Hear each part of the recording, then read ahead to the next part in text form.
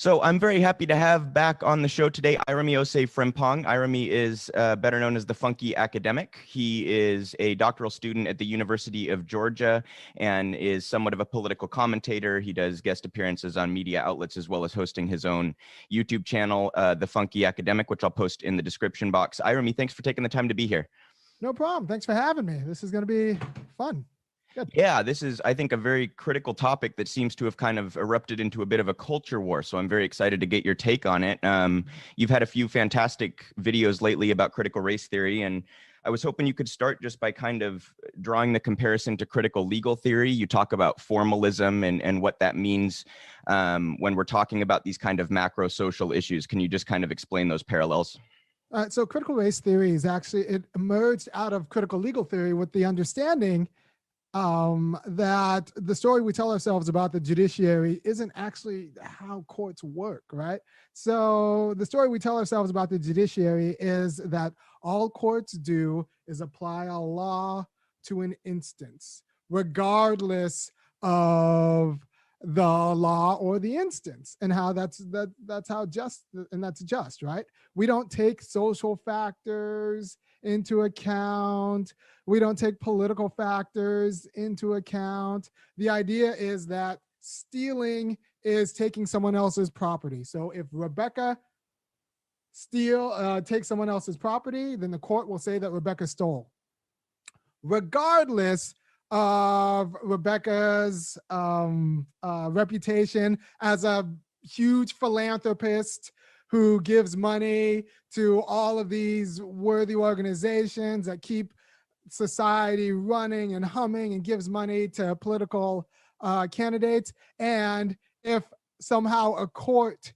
decided that Rebecca stole, she would be soured about all giving in the public sphere and she would refuse to give anywhere.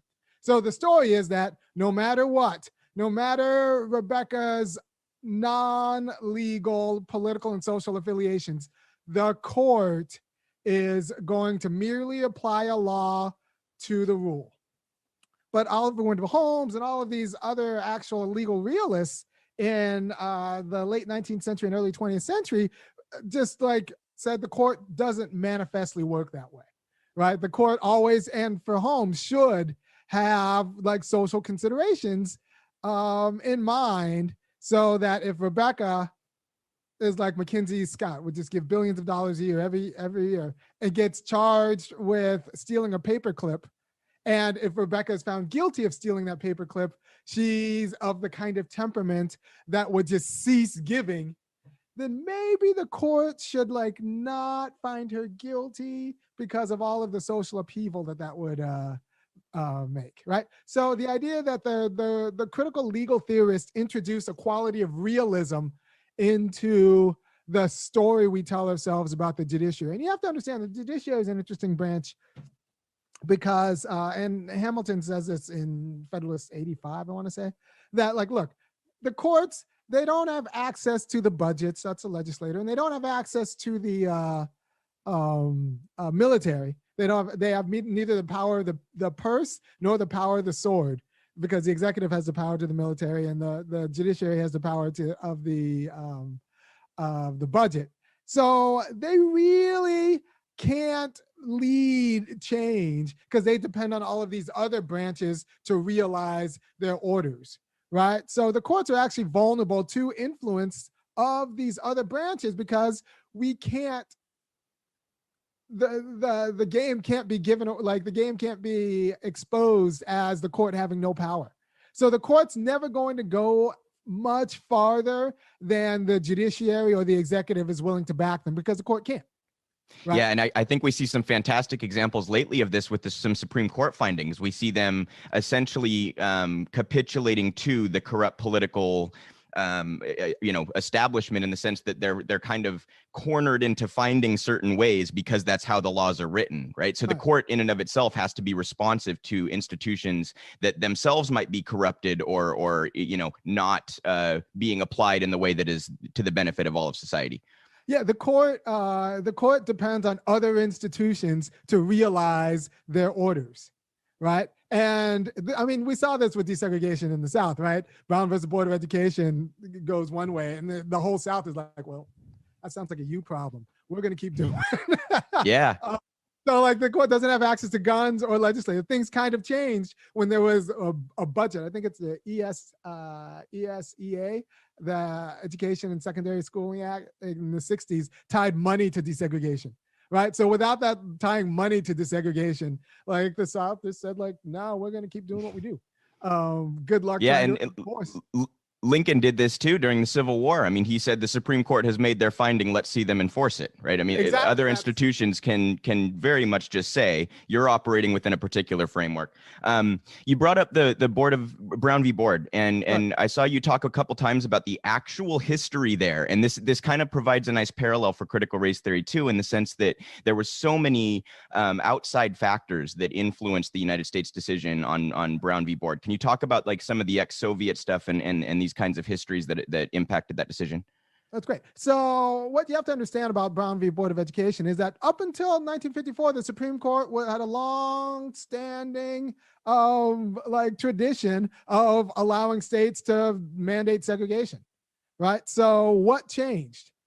According to the verdict and the cited reasons, it's that we applied the 14th Amendment and saw that the 14th Amendment can't be upheld in schools that segregate.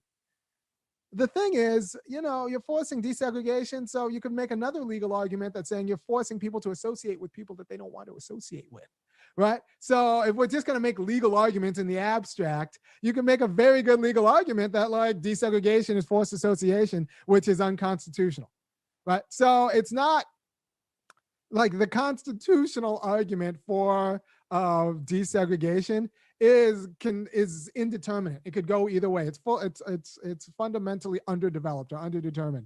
It could go either way. You can find any precedent you want to support the verdict you want, right? And you can look at any fact and you can say that, well, courts just look at facts and apply laws to facts.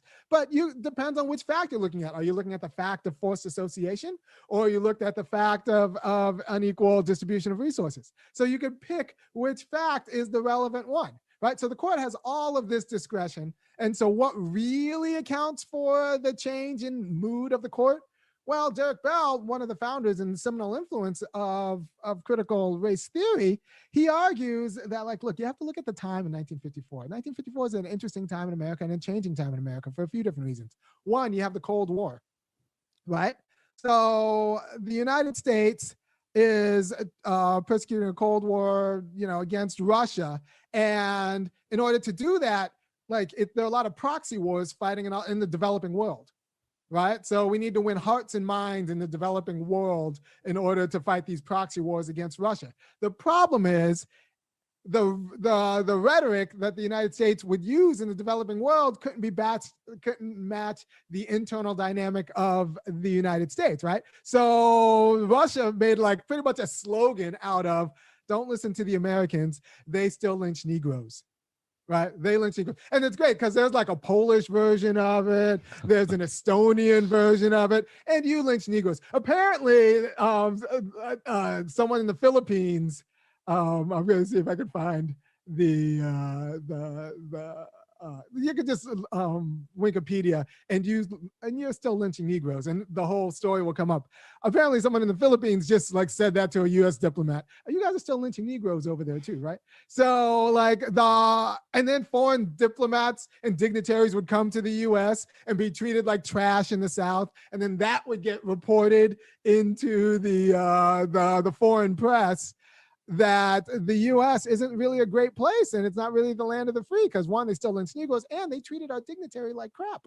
So it was actually it was causing problems for our international aspirations. The fact that we made law out of degrading an entire people. Right. So, and then there are CIA memos and briefs written to the Department of Justice that are then submitted to the Warren Court, about how this is a problem, right? This is a problem for us persecuting the Cold War. So anti-communism, is a pretty substantive contribution to the moment of the civil rights, to the effectiveness of the civil rights movement. So yeah, a lot of white interests that had an interest in getting rid of state-sponsored degradation, because So this is a perfect, this is an example of how the court isn't just going on like the formal legal precedent, right? There's all these other influences that are coming in, right? And this ties into how we evaluate race in society. Right. So there are all of these other non-judicial institutions that have a big interest in the verdict. Now, critical race theory is saying, like, actually, it's not just that. The Supreme Court's vulnerable. So these non-judicial interests actually cause or contribute to this change in the verdict, right? So one is anti-communism. If we're gonna actually get serious about anti-communism, we got to get this stuff off the books. We gotta actually like wipe the stain. It's distasteful. It's making us look bad. It's hard, right? So the other thing is having like so many Black World War II veterans who went and like killed a bunch of white people in Europe for America, and then come back to America and are getting treated like trash in America, and they all have guns, and it's just like the unrest becomes like a matter of domestic tranquility, and then no it longer like sustainable, right? We can't deal with this anymore. Like we actually now have a situation where we have to react to this group of people that we've oppressed over hundreds of years. Yeah, and now like armed, and now we know how to arm. Like we saw this a little bit with the bonus army in World War I, right? When like all of the white veterans came back and wanted their cut, right? I think that was World War I. The bonus, and they camped out on the lawn and all of that. I'm pretty sure, I'll double check, but I'm pretty sure that's World War I. So like having veterans, like not doing well by veterans causes political problems, right? So not doing well by Black veterans was causing all of these race and political problems, and they were left out of the GI Bill. So like it was just all of these kind of state-sponsored degradations of Black people when it mattered. Like we're starting to bleed into state-sponsored degradations of veterans, and that was becoming an issue, right? Do you think that's, just very quickly, do you think that that's where the sort of the patriotism tendency ran up against the racist tendency? Like, do you think that clash actually changed individual minds on this issue? Yeah, it definitely did. Well, it caused problems because you had like people who legitimately fought in World War II for freedom, or at least was supposed to have fought for freedom, come home and be like, have to be on the bottom side of apartheid. Right. So like the contradiction was starting to become untenable. And like I said, domestic tranquility was at stake. So the stories we tell ourselves about ourselves have a lot to do with how we sustain our domestic tranquility. And media is starting to become a little bit more like prolific, so you can't hide these contradictions as easily. So that becomes an issue. That's number two. So anti-communism, the Soviets like looking at Black people like, woo. Yeah, come on over here. We're not going to lynch you, right? I mean, yeah, yeah, exactly. The Soviets telling Black people your country's run by hypocrites, and Black people being like, yeah, our country's run by hypocrites and violent hypocrites, and you don't like that. So so you got the anti-communism, you got Black veterans, and thirdly, you have to understand that it wasn't too long ago that the American South was pretty much a plantation economy that like didn't really have a path forward for economic development. Like, you know, the new films out of Atlanta and all of that stuff, that's not really that old. Like, before the Olympics, Atlanta was just another rural town. Well, slightly bigger than a rural town, but like not a lot bigger than a rural town. So a rural city. So you had a lot of white business elites who saw, you know, state-sponsored pretty much apartheid actually frustrating and becoming an obstacle to the economic growth of the entire region. And was that a social dynamic in the same sense that like when we see an anti-voting law or something, the NBA might move their all-star game, or like these kinds of, was that sort of a social pressure? That's exactly what was going on, right? So like anyone who's like any company that might be seen to be involved with the January 6th treason parade that like needs to kind of distance itself from those guys, right? Or anyone who could be somewhat affiliated with Charlottesville needs to distance the Tiki Torch folks over in Charlottesville. Like it becomes a problem, right, for the development. Like the Panhellenics and all the Greek societies had to come out with like a woke anti-racist campaign to like distance themselves from the Tiki Torch people in Charlottesville, right? And like Facebook and Twitter had to ban Donald Trump and come out with like statements about how they weren't the infrastructure through which the protesters organized, even if they hadn't facilitated this. Yeah, exactly. Right, like, they had to run from it. Not us. Yeah, because it'd be bad for business, right? So there's a way in which racism is bad for business, in the same way that it's bad for like the Cold War, and it was distasteful in such a way, right? So when racism became so distasteful for economic elites that they couldn't make money out of the South or transition the South to like a better economy or a more modern economy, then there's another external non-judiciary interest in having the court come out on the side it did for Brown versus Board of Education. So Derek Bell like writes a series of articles saying that like, look, you don't really understand the Brown verdict unless you understand anti-communism in the Cold War, unless you understand the need for domestic tranquility for to deal with these Black veterans and the problems that state-sponsored racism was causing for economic development in the South. And all of those three interests I listed were really white interests, right? Right. So in order to understand the Brown versus Board of Education verdict, you need to understand the convergence of these white interests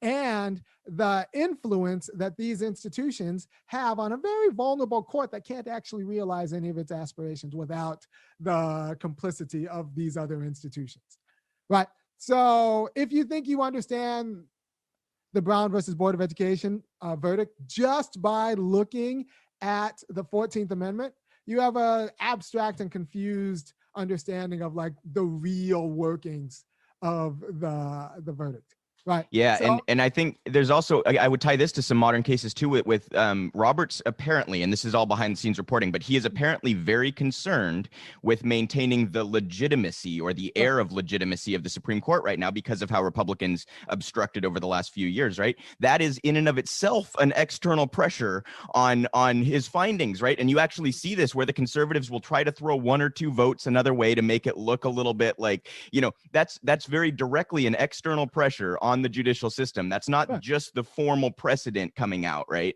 Right. Like Roberts has a PR problem because he has to kind of manage the court in a way that makes it look like the court has more functional power than it does.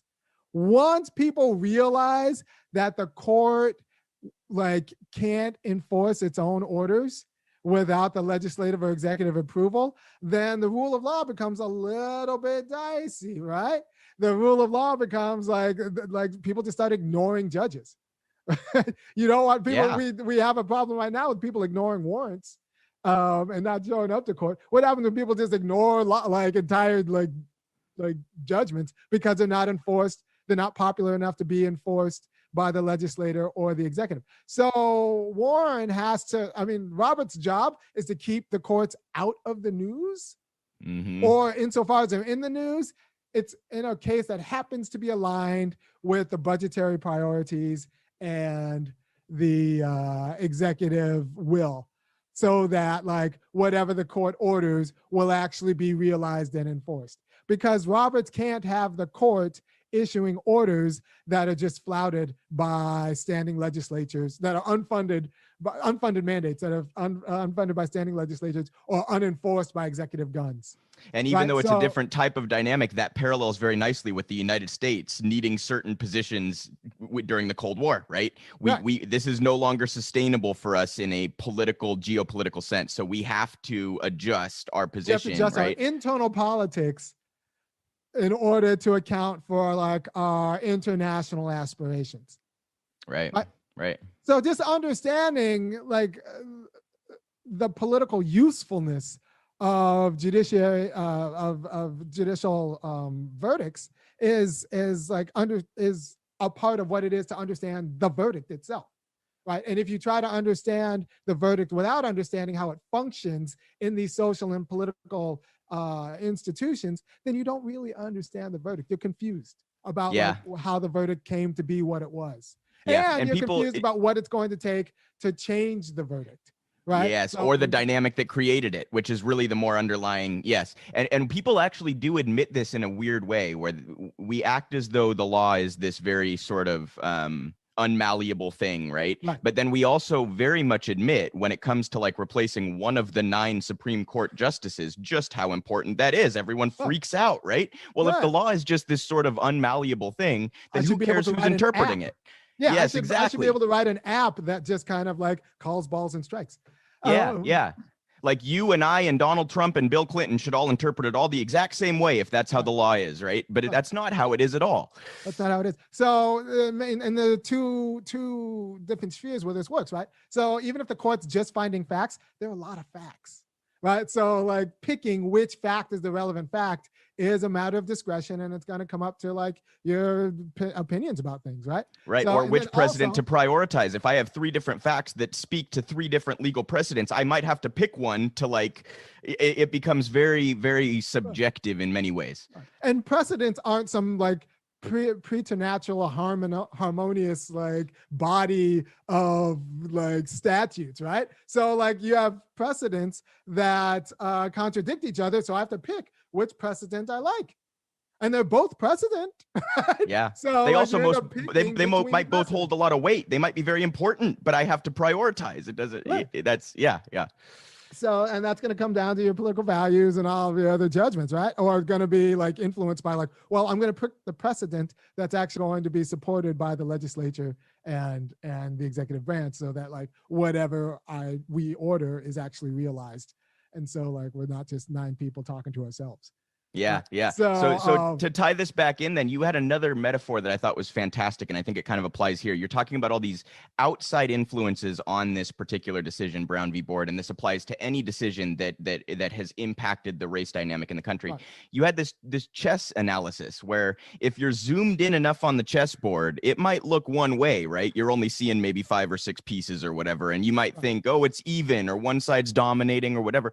You zoom out and you could get a totally different context. The queen's sitting there ready to take your best piece or whatever it might be, right? So can you talk a little bit about how critical race theory is actually just expanding our view on how race interacts with society and adding to the conversation and, you know, providing additional substance?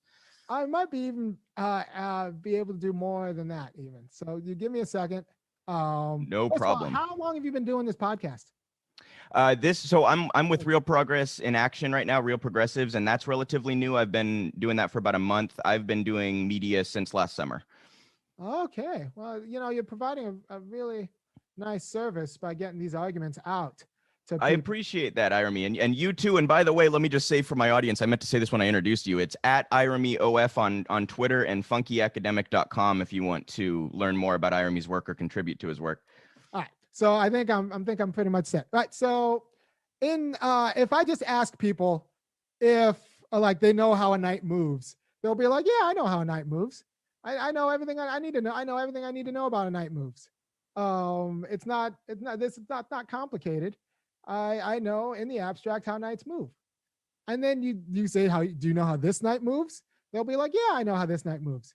But then what happens if the chessboard is blown out and you have that same night? I think I might have added that same night now, you get this situation, right? Right. So that's in situation. And then you can ask yourself the question, do you know how a night moves?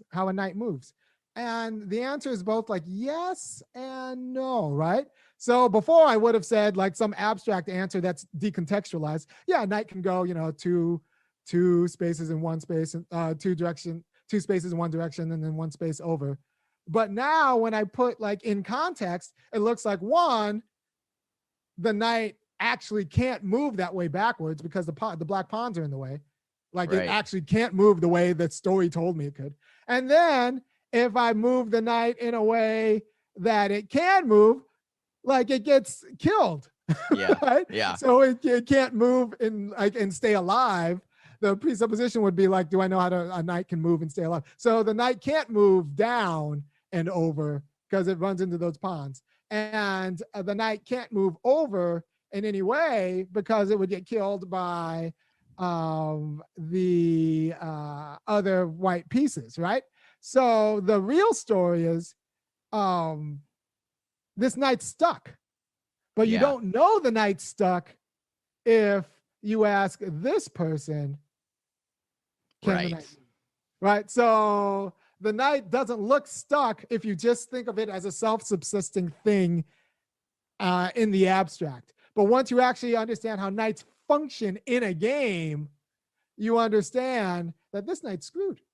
Yeah. This knight's screwed. I think it's like to not implement critical race theory as we evaluate this stuff would almost be to treat someone who's born into being a well-positioned queen the same as someone who's a poor positioned pawn. You just without context, it would be maybe easy to make that comparison because they all deal with the same legal standards and it's all same society, whatever. But if you're not taking the context into account, you're doing an incredibly poor analysis of the situation. Right, and you don't understand the vulnerability of the institutions involved, right? So there's one more chess little analogy that I have queued up here that I think is actually pretty lovely. Let me just click that, click that, click that. All right, so this situation is kind of not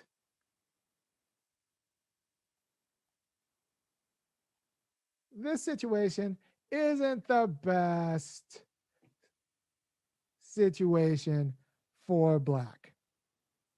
Right? This situation isn't the best situation for Black. I mean, a really canny chess player can kind of wrestle a victory or a draw out of this if the Black is very good and White's very bad. But just in terms of position, you're at a structural disadvantage.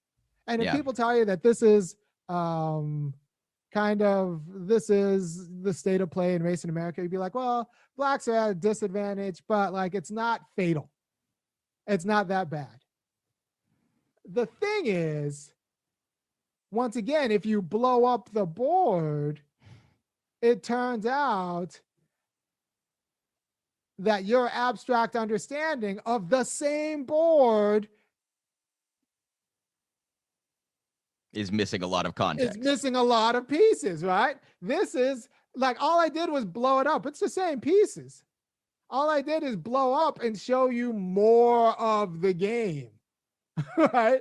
I didn't change really the parts of the game that you knew, that you saw. I just showed you more of it in a way that fundamentally changes the whole game, right? Actually, this is the one I usually use, right? So I just showed you more of the game, right? For those that the very middle of that board is the exact same thing you were just looking at, but all of a sudden it's a situation that Bobby Fischer couldn't get out of. You're screwed. This isn't just slight disadvantage or I can just hustle my way out. This is we need to throw this game over. You can't play.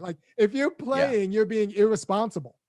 The first situation will be if I'll take, and I said this on the show, the first situation is if someone gave me $10,000 to play Black and I had to pay $200 if I lose, I'd be like, well, I don't know. It might be worth it, right? Might be if they make one mistake, maybe I can, Right, it might be worth it. $10,000 to win and only $200 if I lose. I might take it. It's not, I could win something out. But then if someone blows up the same situation, hold on. Yeah, and shows me this, then it's no, I don't want to waste $200. It'd be throwing $200 away. Yep. Yep. Right. So critical race theory just shows you all of the aspects, all the institutional pressures that are abstracted when you just take the narrow view. Yeah. Right. So all of the institutional pressures that are abstracted when you just take the narrow view actually change the game. Right. So my relationship to things that aren't me actually changes who I am. And that's what's scary for a lot of liberals, and you know, in a different way for conservatives, right? So the idea is that what I am as a knight shouldn't change based on other things. But it turns out what I am changes based on its relationship to things that aren't me.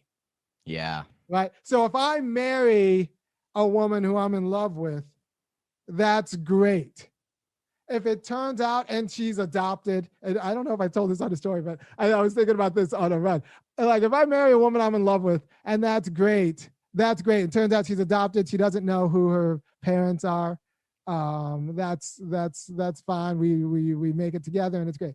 And then it turns out that she's the long lost adopted daughter. She's the long lost daughter of Mackenzie Scott, Jeff Bezos' ex-wife. You're now a billionaire. I am now have a joint account with the heir of someone worth $1 billion. I have changed. Yeah. I didn't do anything. Right. Right. Except wake up. Except my relationship to and my wife didn't do anything, but right. Mackenzie Scott got a DNA test or decides to claim this daughter for some reason. And now I have changed. Yeah. And any story you tell yourself about how you haven't changed because you are now married to an heiress is just not true. Is all the things you can do in the world and how you can realize yourself in the world have fundamentally changed, not because of anything you've done, but because of what you're now related to. Right. Not just the things you're interacting with or your experiences have changed. Right. Your qualities, your properties have actually been altered. Like you are, yes. You are a different kind of thing. Yeah. Yeah. And my aspirations for my life, everything that's meaningful in my life has now has a different valence now. I can be a different kind of friend. I can be a different kind of media entrepreneur. Everything I can, it's different. I can now fund a whole universe. I could be a different, I am different. Yes. My properties are different. What my aspirations are different. And your access to doing things in your life that you want. Things have now opened up that you did not previously have social access to, right? We think we're all free, but if you don't have the financial freedom to do something, you're really not free. Really not free. So it's like Bernie said, I think, how did he put it? He said, I have access to a private jet. Any guesses why I don't have one? We all have access to that. That's right. Access doesn't mean, yeah. Yeah, you can realize yourself through it, right? So the idea that critical race theory introduces is that all of these formal methods that we have for evaluating events actually confuse us about the real emergence of these events, right? So it's a realist intervention against formalism. And real quickly, I want to take some of your audience members back to, you remember that time prior to the crash around 2007? You were a babe, just a young man. But I remember the time because I was an adult. And at the time, people were talking about Freakonomics had just coming out, and Stephen Levitt was saying you can understand the world through formal economics. And Bill Gates was about to take over every political institution, because who needs politics when we have business people involved? Because business people know everything. We just need to apply analytics to the problem, and we can write an algorithm to figure it out. And then 2008 happens, and we realize, one, the economists aren't really that good at even understanding the economy. Forget understanding everything else. Right? And then a few of Bill Gates's philanthropic ventures fall flat, especially in education, and we understand that business people aren't even aren't very good at politics because they don't even understand people and how these things work and all the institutional pressures. So we had these formal models prior to 2008 that was supposed to explain the world, and then the market crashed, And like a lot of people realize that a lot of these quantitative models, because formal models are going to skew towards quantitative, because the idea is that one of anything is the same. Mm-hmm. So like it's going to, which is absurd, but yes. Right. So regardless of interactions, like that's the same as like every knight is the same as a knight, regardless of its interaction with all the other pieces on the board. The like, knight surrounded by queens is the same as the knight that's it's absurd. Yes. That's holding a checkmate.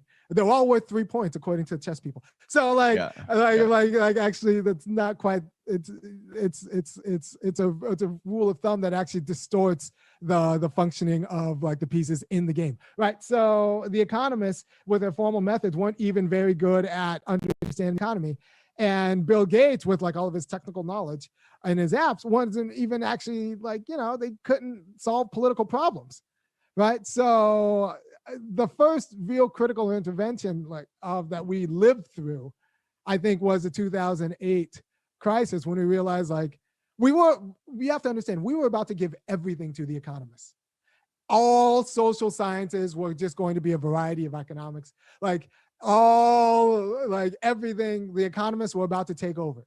And then they just unmasked themselves, or the economy actually unmasked them at fraud, at the one thing they were actually supposed to be able to do. And then we kind of pulled back their influence on all of the other. Instead of like just making Larry Summers czar of everything, we had to like rein him in and say that you guys should like be a little bit more humble, and we need to actually think of these political problems as political. So that's the big intervention of critical race theory, is that showing that these issues where race is the variable can't be abstracted from their context and how they figure in to white institutional interests. Like even if the issue is the Brown v. Board of Education verdict, it can't be abstracted from white institutional interests and racist institutional interests. So for example, the 1619 Project, right? Gerald Horne and all these people like say like, look, you have to understand that there was a lot of anxiety. There were slave rebellions. And you have to understand that like the people in like Gwinnett and all these people in the South, these slave owners in the South, they didn't care about self-government. At the time, the South was just little like petty fiefdoms and plantations. What they wanted was to make sure that their property was secure. And when they meant property, they meant Black people, right? So the idea that London was getting ready to abolish slavery in the colonies, that was a real fear. That was a real fear, because they had already abolished slavery in England proper because of the Somerset verdict. Like that's a real fear. Did it cause the American Revolution? No, not by itself. Did it contribute to it?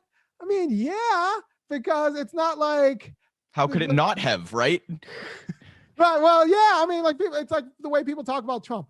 Did Trump get elected because of white resentment and racism? I mean, it contributed. The backlash against Obama contributed. Was that everything? No. I mean, a lot of the people who voted for Obama voted for Trump. So but it did contribute to people who thought that like their nation was being taken away, and when they meant their nation, they meant like their white racial hierarchy identity. They meant that in a white supremacist sense, not in a Yeah. So like that contributed to it. How much? 10, 15%. Like it doesn't really matter. Was it a contributing factor? Yes. Can you tell a story about Trump's? Can you tell an economically reductive story about Trump's ascendance that doesn't include race? It's not going to be it's not a full picture, right? We can talk about Hillary not going to Michigan. We can talk about trade. We can talk about all these things, but it's not, without any given piece, it's not really a full context of what happened, right? You'll have a distorted view of what's going on. And so we need to understand there aren't monological causes to a lot of these historical events. And we need to be okay with that. Like one contributing factor was resentment. Another contributing factor was NAFTA. Another contributing factor was the tapes. Another contributing factor was the fact that Hillary Clinton was like a bad candidate. Horrible politician, self-admitted horrible politician, yes.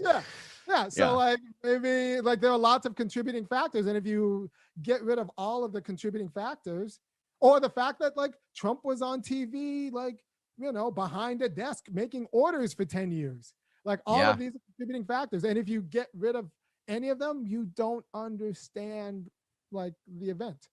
So to take that to a nice pivot to what I wanted to get to next, which is kind of the backlash. I want to get your opinion on the sort of the political and cultural backlash. But first, you talked a little bit about how children interpret this and how critical race theory actually takes away a tendency to internalize these issues. And you said, Black kids will actually blame themselves for their own oppression if they're not taught the full context of this. And similarly, white kids might not understand systemic issues that they really should understand if we're actually going to better society, and they may end up internalizing it and taking it as guilt, right? So if just taking out like which is better. I mean, it's unfortunate, but we just kind of are better at things. Right. So can you talk about how important it is and you also talked, this was, I think, a really critical point, that there's a pretty easy distinction to be made between white parents and white kids and how they interpret this stuff. Right. And I think there's a tendency to almost take critical race theory among adults as some sort of claim that like every white person is a raging racist with hate in their heart, right? And that's not, it's actually saying quite the opposite of that. It's saying that these are systemic issues. So can you talk about how important it is to teach this to kids and what that can do? All right. So I read a nice little anecdote about, like, let's say it's 100 years ago or 50 years, whatever amount of years ago. And there's a hotel owner who is ableist, hates disabled people, doesn't want disabled people in the hotel, think they make those rich clients uncomfortable. And so he builds a hotel in a way that disabled people can't even operate. The stairs are huge and so there are no disability accommodations, right? He's a huge ableist, horrible person. So now it's 50 years later. The hotel is the same, but it's been structured so that disabled people can't get in it, right? So, but some people have their memories fondly of growing up running around the hotel, and they don't want the hotel to change, and they feel uncomfortable with someone going after their childhood because they grew up summering at this hotel, and they just don't want the big retrofit that would have to happen to make it accommodate disabled. They themselves aren't particularly, they like disabled people. They also like what they like about the hotel does not have to be the ableist aspect of the hotel. No. They might just have a childhood memory that's nostalgic or whatever, right? Right. So so the idea is that they're not able, they aren't the problem. The person who built and designed the hotel and funded the hotel is a problem. And it's just an accident of history that all of their memories are intertwined with a structure that might have to change a little bit if it's going to be made to accommodate justice, right? So the contemporary people aren't going to have a problem with it because we're not calling them racist. Right. We're not going to call them, they're not ableist, and nobody's ever said they're ableist, but we have to deal with this structure. Right. So the institution needs to be fixed so that it's not at all yet detached from the person, right? Yes. So who's going to have a problem with it? The problem is going to be with the people who say one, don't call my granddad the one who provided this wonderful house, that provided who willed through his grit the edifice that allowed you to have your memories of an ableist and a racist and a bad person, right? So they're going to be the person who wants to hold on to the memories of some entrepreneur. It's the same stories we tell about Henry Ford, right? He wasn't really a Nazi. Although I'm pretty sure it's Ford, right? Who it's got really dicey. I think he was going to sell cars to Hitler.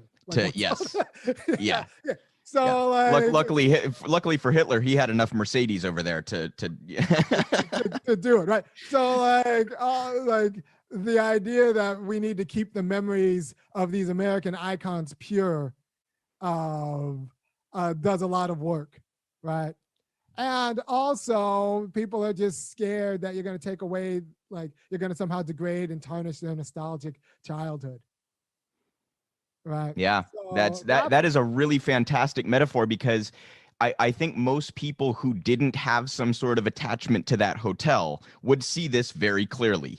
right? You either would have to be like explicitly ableist or have some sort of connection to this hotel to take a position on this that is not the obvious one, right? Like, yeah, let's like put some wheelchair ramps and like we're gonna have to take out that wall and make a ramp and like yeah.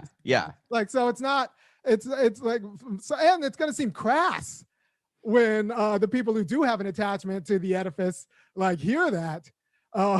It's gonna seem crass, but like, you know, right. kind of a serious person is gonna walk in and say like, all right, so like we need to make smaller steps and we need to build an elevator there and knock out. So like it's gonna seem crass, but it's actually like it's not that big of a deal to like people who don't have a weird emotional attachment to the structure as is that can't be justified with the demands of justice. And so so the kids don't really have that weird attachment. Yeah, like because it's not about them, right? Even if their grandfather is the progenitor of the hotel, it's going to be the parents who want to like inculcate into the kids a reverence for, you know, tradition or the structure as is. And they're going to be the ones who are threatened because they don't know how to parent in a just world. They just know like they were parented and they were parented by racists. So like so they're like threatened by like they don't like so like the anxiety is going to be with the parents. The kids are fine. The kids are they don't take it personally. They are just thrown into a world that is organized this way and like actually will be kind of made like enthusiastic and like get a meaningful life. I'm like, all right, so our project is kind of like making this hotel like ableist, like like disabled friendly, accommodating. So, like, that's our work. That's how we get meaning to our life. And if you take away that work from the kids, that's when you get like suburban ennui. That's when like you'll get a lot of drug problems because like the most obvious work that could get meaning in their life, you're saying that they shouldn't deal with. And you're suppressing their curiosity. I think that's one of the cruelest things you can do is suppress a child's curiosity, right? But as we grow up, then we have the preconceived notions start to kind of take over our positions, and that might speak to some of that. Then we start thinking about the inheritance. We start thinking about the inheritance and not taking off Papa anymore. And so like all of these other institutional Grandpa's hotel makes millions of dollars. That's going to put me in a nice house in 10 years. So I think I'm going to maybe change my opinion about Grandpa's hotel, right? And like he retrofitted it to fit elite interests. And elite interests don't want like ramps. They want like someone to carry them. So like so it starts like all of these other interests start mucking up the struggle for justice. But, so do you think that like is that do people do you think explicitly hearing when we teach a macro kind of social concept like this, are people explicitly hearing you're calling me racist, or do you think people are so bought into the kind of meritocratic view of the world that they basically think you're telling them, well, you had it easy, and they can't hear that, right? Even though that's not at all what we're saying. We're just saying race didn't make it hard, right? It's a little bit of both, right? So, you know, the straight A crowd who, you know, I teach at the University of Georgia, they've gotten where they've gotten to by doing exactly what their teachers told them to do when their teachers told them to do it, because their teachers told them to do it. And, you know, their teachers weren't always the wisest people, right? So the idea that they've been distorted by people they were taught to like obey without question is a hard pill. Or that their teachers, and this is another thing, that their parents or their teachers might set them up for dreams. And if they actually achieve those dreams, will be miserable. So like as it stands, they are set up with an idea of success that if that idea of success is realized, is going to lead to like a drug habit, awful kids themselves, a spouse they don't like, because they actually got what they aspired for. The problem is they've been groomed to have like kind of distorted aspirations that can't be justified by reason alone, right? So the idea that they might have aspirations that have been fed to them, that they got their dignity and identity from, that themselves will lead to a miserable life, is kind of, you know, hard to swallow. It's hard to swallow. But a lot of them are a little bit miserable and depressed and anxious themselves. So like what I'm doing is also clarifying the source of their anxiety. They think they might be set up for like a very shallow form of success that will leave them undernourished and living a meaningless life. And I'm just saying that it might be the case that you've been fed a very shallow notion of success that might be setting you up for a, depending on who you talk to, meaningless life that will be good for the GDP of Georgia or the institutional needs of Procter and Gamble. Yeah. When I talk to students about this, I'm saying that, like, look, if you're an Apple and you're in charge, if you're Tim Cook or whatever, and you have a choice, you could either design a better phone, or you could turn the iPhone users into blue bubble bigots who won't message or text message with anyone with a green bubble because the green bubble is ugly and it's kind of stigmatized. So are you going to design a better phone and put like the zillions of dollars it would take to design a better phone? Or you're going to run like a $2 million ad campaign and market to like low-key turn Apple users into people who will not only not ever switch to Android themselves because they don't want to deal with the green bubble, but will kind of exclude. Yes. Like hate on their own friends because they don't have. I have had friends be like, turn on iMessage, dude. It bothers me. You know, like what you're talking about. I've literally experienced that. Like, yeah. Blue bubble bigotry is real, right? And like you'll screw up, like the green bubble people will screw up an entire group chat. Right? Yeah. Group chat bubble green and screw that up in a way that makes people uncomfortable. So like they get left out of things, right? Yeah. So, for something that's totally like, it's not, there's no tangible difference between these two people or the quality of the phone or the message itself or anything at all. It's just a pure interpretation that's been kind of instilled upon them, right? So like there's this idea that you have these external pressures that actually work on you and groom you to making decisions in your life that might not be working for you and might actually turn you into a bigot, whether it's a blue bubble bigot or an anti-black bigot. Like it does, like homophobe, misogynist, right. But it's all for the interest of this thing, this external entity that needs your blue bubble bigotry in order to survive. In the same way that anti-communism needed a Brown versus Board of Education verdict, and like, you know, the Southern economic renaissance needed the Brown versus the Board of Education in order for it to be a functional part of. So you can't tell a story about Apple's success, and this is actually good. They can tie it up. You can't tell a story about Apple's success in cornering the market without telling a story about blue bubble bigotry. And that's basically right there. If you're trying to do that without that context, that is a fantastic metaphor. So the last thing I wanted to hit on here is, do you think this is a really like intentional, explicit campaign from the conservatives to try to oppose critical race theory? Because my understanding, and please correct me if I'm wrong, you have a lot more experience in you know, post-grad work and stuff like that. But my understanding is if your kid is learning critical race theory, your kid is probably in graduate school or law school, or like, it's not like we're teaching these to sophomores in high school, right? So so the sort of the blow up about this and the extreme response, do you think that's intentional and coordinated, or do you think that's a more discrete social like kind of pressure at play? I think it's intentional and coordinated because it's a scary name. What I think is awesome is that critical race theory is awesome. So this is like they they picked critical race theory as like the boogeyman because of a scary name. It's not anti-white, it's anti-formal. It's just that formal instructions kind of tend to be pro-white, kind of like Anatole France's quote where like, you know, the laws and its majestic equality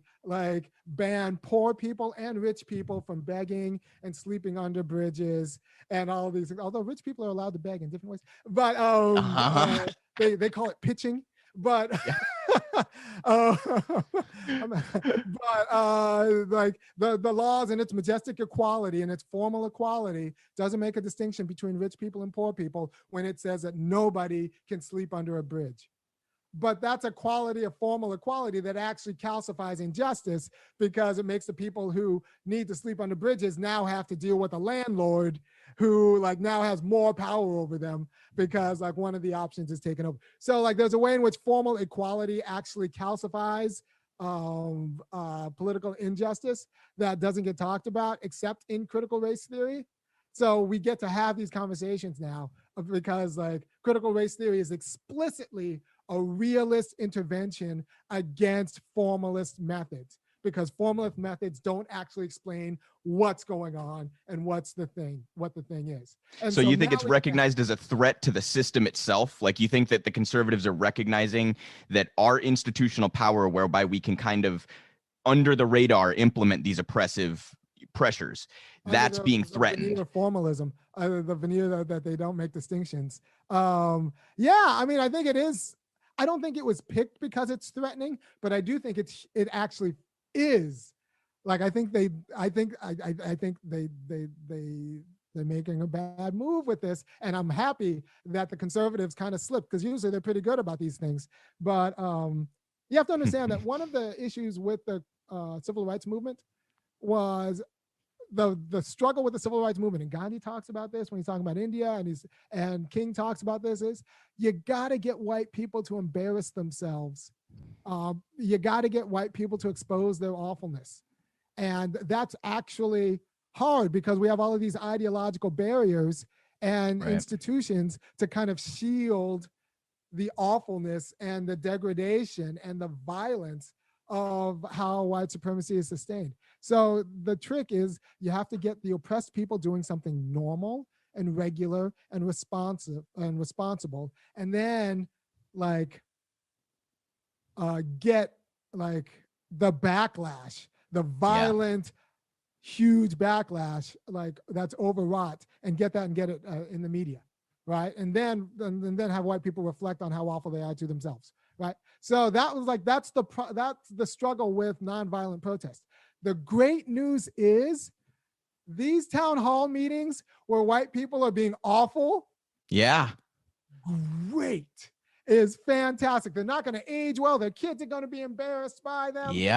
It's really it's wonderful art for the movement, because it gets white people to tell on themselves about their commitments in a way that like normally they would deny having. Right. So like now you get these, like, I actually think the town hall meetings and the cell phones in the town hall meetings, those videos are going to do more for the project of racial justice than the cop lapel cams and dashboard cams. Because now we get to tell the truth. Like, we get white people writing out loud in ways that they might not be media trained to do. And it's going to be fascinating. Yeah, because any individual case, right, the cop can always say, no, it wasn't because he was black, right? Any individual case, they can always try to make some sort of, but when we're actually talking about these issues on a macro level, and the white community is still coming out and saying this kind of horrendous bullshit, you know what I mean? That is very revealing. Right. It's telling out that they don't know what critical, like they're just exposing all the ignorance and the violence and like their stakes in like keeping the hotel as it is. Ways that are like kind of unbecoming, and would normally be denied if it's said that like actually you have these psychic investments in white supremacy that you're not like really open to admitting. But or acknowledging, now they're acknowledging it, so that's pretty cool. So I'm glad for this fight. I'm glad it moved to a terrain where we could actually kind of discuss philosophy in an interesting way and like historical events in a more interesting way. And we have to understand that, like with the Brown versus Board of Education, it goes two ways. You don't understand Brown versus Board of Education without understanding anti-communism, Black veterans, and economic aspirations for the American South. You also don't understand anti-communism without the America's understanding of anti-communism without the civil rights movement. You don't understand as part of a strategy for the economic revitalization of the South, the civil rights movement.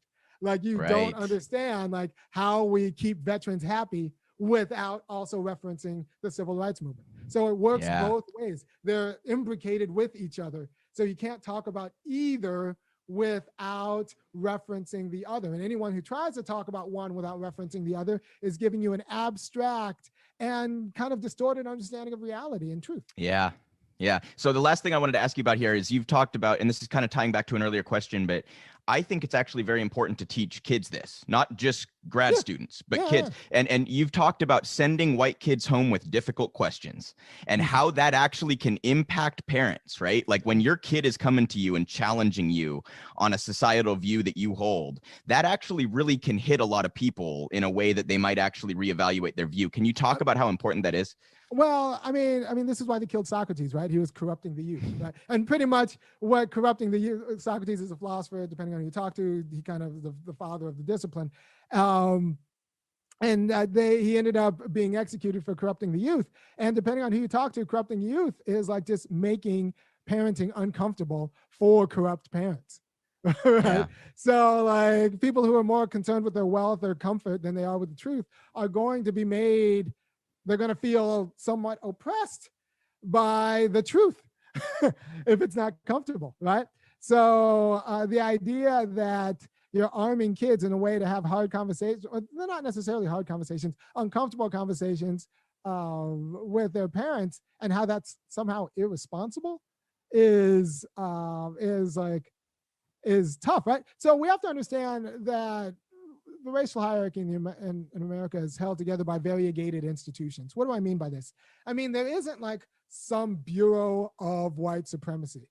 No, it's actually like it's infused in all of these mutually reinforcing but differentiated institutions. For example, the white church, the white family, the white business culture, the white conservative politics, all of them are different, but they all mutually reinforce each other as in like with an organic logic. That's like kind of like they're all kind of bodies of the same thing.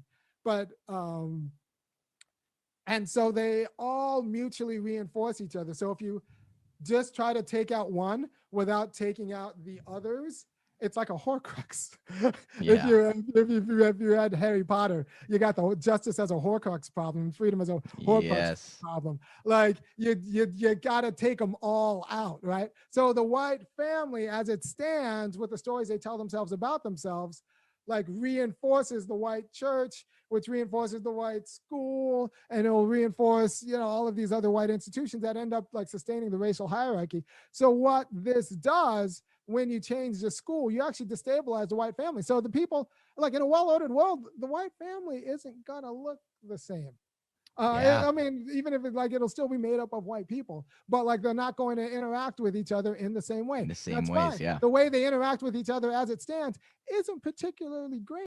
Yes. Right? Yeah. Right. Like it's not as if suburbs are like happy, meaningful places for a lot of people. I've seen the medicine cabinets. So like the ennui is real, and like the kids being like kind of like, I think I'm living a shallow, meaningless life. Like that's real. So in a well-ordered world, after the revolution, like the white family isn't going to like relate to each other in the same way. And that's going to be good. I think people are be happier and have more meaningful like conversations with each other, and the gender relationships will be better, and I actually think sex will be better, and like there's a lot of spousal weight in that we don't talk about, but like that's a whole different conversation. So like the people who think that racial justice and actually teaching history in school will affect their family life, they're actually right, and that's appropriate. But it's okay. Your family life could be improved by being by like more truth in the world. Yeah, and just a quick note to the white parents out there: if your kids ask you a question that's tough to you, look in the mirror, like learn from that, grow from that. That's it. You know what I mean? We all should view that as a positive. The generation that we've created is having an understanding that is challenging our worldview. That's something we should actually aspire to and celebrate, instead of kind of going into this protective mode. Right. So like if you grew up thinking, well, the 14th Amendment says equal protection of the law, so Brown versus Board of Education is about the 14th Amendment, and your kid says like, yeah, but there's also free association and like forced desegregation, like like is forcing me to associate with people that I might not want to deal with. So how did the court make the decision? And so were there any external factors? If your kid says that to you, that's like an opportunity to say like, that's actually right. So like the court could have came down in any way and it both would have been legal. Why did it come down on this way and not that way? Why did it break tradition? It can't just When, by the be- way, if that case had been 50 years earlier, I think we all know what the finding would have been, right? Yeah, well, Like yeah. I mean, we already had it. yeah, yeah. Like Yeah. so yeah. So like this is actually opportunity to learn and grow, and I think it would actually like bring people closer. Yeah, absolutely. So just if you want to reiterate where people can find your work, Irami. Yes. So you can go to www.funkyacademic.com and like my videos are there. Or if I think the most recent one is going to be on my YouTube channel. So just put in Funky Academic or my name, Irami, in YouTube, and you'll find me there. And I'll talk about this. I'm going on Crystal Ball and Saga and Jetty's show. Hey, Breaking Points, huh? Breaking Points. I'm going on Breaking Excellent. Points on Monday. So that's going to be fun. I'm going to talk about infrastructure, and it's going to be, I think, a pretty good conversation. So I'll be on Breaking Points on Monday, and I like what Crystal and Saga does. I don't know if your audience knows Crystal, but she kind of gave me a platform for no good reason. And I'm very grateful for that. Like, just because like she liked the quality of how I think in my mind and all that stuff. And she's like, and she took a lot of heat from it, from her producers. So when Crystal Ball was on Rising, like she had me come on and like I'd say what I'd say, and then like she'd get like all of the emails coming back, the backlash, and yet she would have me on again and kind of provide cover for me. So like she's a class lady, and so I support her and all the work they're doing. And I'm going on Breaking Points, their new internet show on Monday, and talk about. We'll definitely be looking for that.